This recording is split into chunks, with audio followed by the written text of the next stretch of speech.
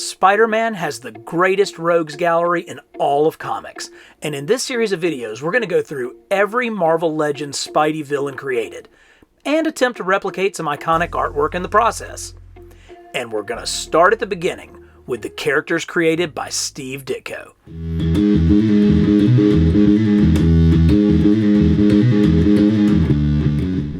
Hey y'all, welcome back to Carbon Scoring, the best place for action figures and comics history. Stan Lee and Steve Ditko premiered their newest creation, Spider-Man, in the pages of Amazing Fantasy 15 in August of 1962. That issue featured a simple house burglar as the villain, but as we all know, his actions and Peter Parker's response to it established Spider-Man as the most unique hero ever. Peter Parker broke all the rules when it came to being a superhero. He was an awkward, nerdy teen with far more problems out of costume than in. And while Spider-Man wouldn't be the same without Stan Lee's snappy dialogue, this is a visual medium, and I believe that the true creative force behind Spider-Man is artist Steve Ditko. Ditko plotted, penciled, and inked the vast majority of the issues on his run, and under his creative direction, he spent as much time developing Peter Parker and his supporting cast as he did the villains. So let's dive into every Marvel Legends figure from Steve Ditko's groundbreaking time on The Amazing Spider-Man. Ditko created an astonishing 24 unique villains in 38 issues. It's not a coincidence that despite almost 60 years of publication, every Spider-Man film has featured a villain from this 3-year run. Spidey's first issue started with a bang, seeing the broke teenager attempting to earn some money by joining the Fantastic Four. This issue also debuted the Chameleon, whom Hasbro gave us a modern version of in 2015. Even in this premiere issue, Ditko was already perfecting his signature style, while writer-editor Lee couldn't even remember the main character's name. But the biggest nemesis appearing in the first issue was none other than J. Jonah Jameson, the publisher of the Daily Bugle, who would remain a thorn in the side of Spider-Man and Peter Parker. This recent retro cardback JJ comes with extra pumpacity. Issue 2 would feature Spidey against his first real supervillain, the Vulture. Adrian Toombs was an electrical engineer and inventor who turned to crime after his partner forced him out of their company.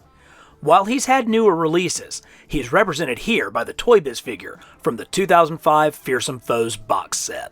Ditko provided striking visuals contrasting our young hero with his much older foe, and subverted audience expectations by having the high-flying Vulture attack from the sewers where he would be least expected.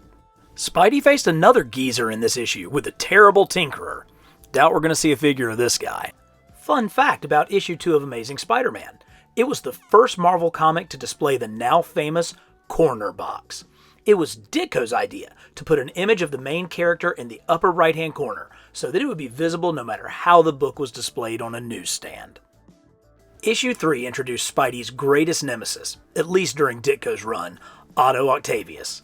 An expert in atomic radiation, Ock used 4 mechanical arms of his own creation to help with his research.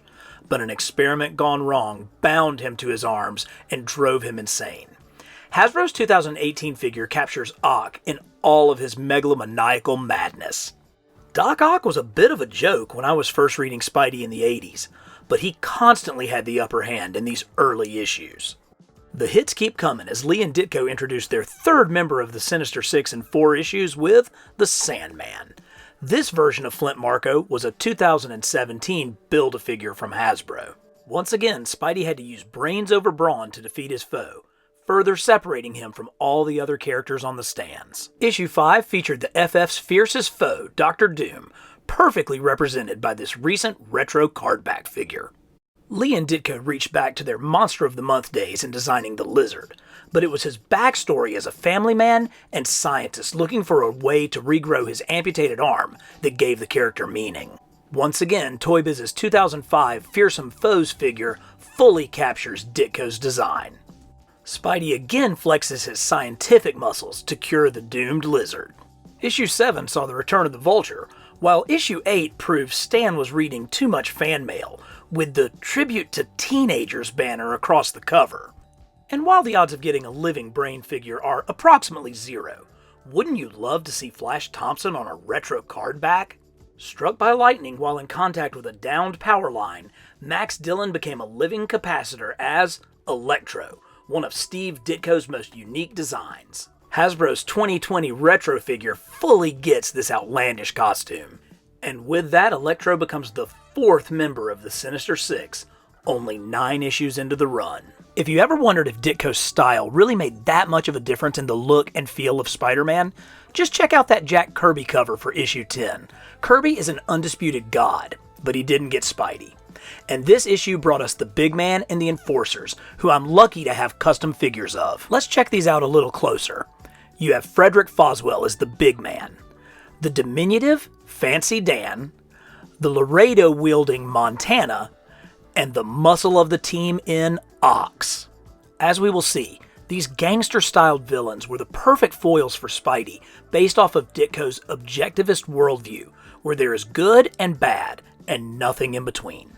Issues 11 and 12 featured the return of Doc Ock, where he defeated the Webhead so soundly that when he unmasked him in front of J. Jonah Jameson and Betty Brant, they just assumed Pete was dressed up trying to get photos. Lucky issue 13 brought us Mysterio, a character who must have been an artist's dream to draw.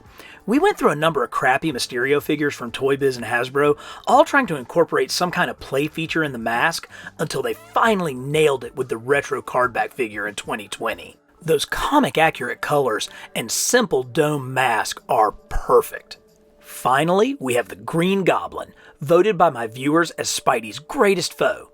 While rumors of the reveal of his identity as Norman Osborn is what caused Ditko to leave the book, Ditko himself has refuted this and pointed to evidence of placing Norman in the background of multiple issues to set things up. This Toy Biz figure is 15 years old, and it remains the definitive version of the Goblin. We'll see more from this guy as we go along. Our final member of the original Sinister Six to appear is Kraven the Hunter. With no superpowers of his own, he depended on his skill to take down Spidey. This particular figure came from a 2019 2-pack based on the classic story, Kraven's Last Hunt. Ditko's mastery of engaging action was always on display when Spidey and Kraven faced off. Issue 16 saw Spidey and Daredevil against the Ringmaster, followed by the second appearance of the Green Goblin, and next a battle royale with the Sandman, who teams up with the Enforcers in issue 19. But for issue 20, it's another new creation, the Scorpion. Boasting more speed and strength than our hero, he has remained one of Spidey's most challenging foes. And while we did get a technically more Ditko-accurate Scorpion from Hasbro in 2019, I'm still partial to the 2004 Toy Biz version from their Spider-Man Classics line. By this point, Ditko is plotting, penciling, and inking every issue, but Stan still had to stick it to him in the credit box. Steve Ditko designed another insect antagonist for our arachnid hero with the Beetle. I'm cheating here a little, as this 2017 figure from the Spider-Man Homecoming wave isn't the exact same design, but come on, you can tell who it is.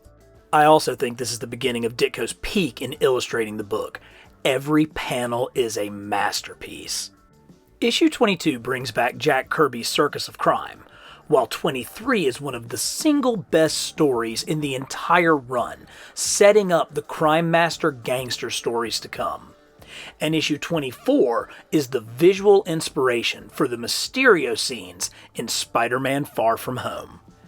I read issue 25 as a reprint in Marvel Tales when I was 10 years old, and this offbeat story has stuck with me ever since. While I think it's unlikely, I would pay a HasLab level price to get a Spider Slayer with old JJ's smiling mug on it. If anybody knows a customizer up to the challenge, hit me up in the comments. Now we're getting into what I consider the greatest issues in the run, the Crime Master saga. This down and dirty storyline had Spidey caught in a gang war between the Green Goblin and the Crime Master. And since it's unlikely we'll ever get a Marvel Legends figure, I grabbed this custom Crime Master several years ago. While he'd been doing it for years, Ditko finally began getting credit for plotting the stories beginning with issue 25. And by this point he had perfected Spidey's mannerisms and movements. And for those that claimed that his Spidey was too scrawny, check out that panel at the bottom right. These books were so immersive, you felt like you were down at the docks with the other hoods. And in the end, it's the police who deliver the Crime Master's just rewards, again showcasing Ditko's objectivist leanings. Just when you thought the art couldn't get any better, Ditko plays with light and shadow, having Spidey battle the Molten Man in total darkness. It's kind of ridiculous we haven't gotten a Molten Man figure. Doesn't count. But at least I have this custom to tide me over. Issues 29 and 30 saw the return of the Scorpion, and the first appearance of the Cat, a low-level cat burglar, but they were just an appetizer. Issues 31 through 33 are known as the Master Planner Saga, and include perhaps the greatest sequence in sequential storytelling ever crafted. Peter's struggle to free himself from underneath a mountain of machinery in order to save Aunt May progressed over 5 full pages before he finally emerged triumphant. It was a high water mark, not just for Spider-Man, but for comics in general. Issues 34 and 35 saw the return of Kraven and the Molten Man, respectively. While issue 36 brought one final great Ditko creation, the Looter. Man, what a cool design. I would love for Hasbro to slap this bad boy on a retro card back. Ditko's final 2 issues were fine, introducing Mendelstrom and a washed-up boxer named Joe, but by this time, Ditko was already moving on. In retrospect, you can see that the level of embellishment just isn't there in these last books. And he didn't even turn in a cover for the final issue, so Marvel just used images from inside the story. But Steve Ditko would not go down without a fight. It's rumored that the mannequin Spidey is punching is drawn to look like Stan Lee. Ditko got in one last swing before walking away from Spider-Man forever, leaving a smiling Stan behind. We're going to continue this series, going through the history of Spidey's villains in action figure form. Give us a like, share this video, and hit subscribe for the best in comics history and action figures from Carbon Scoring.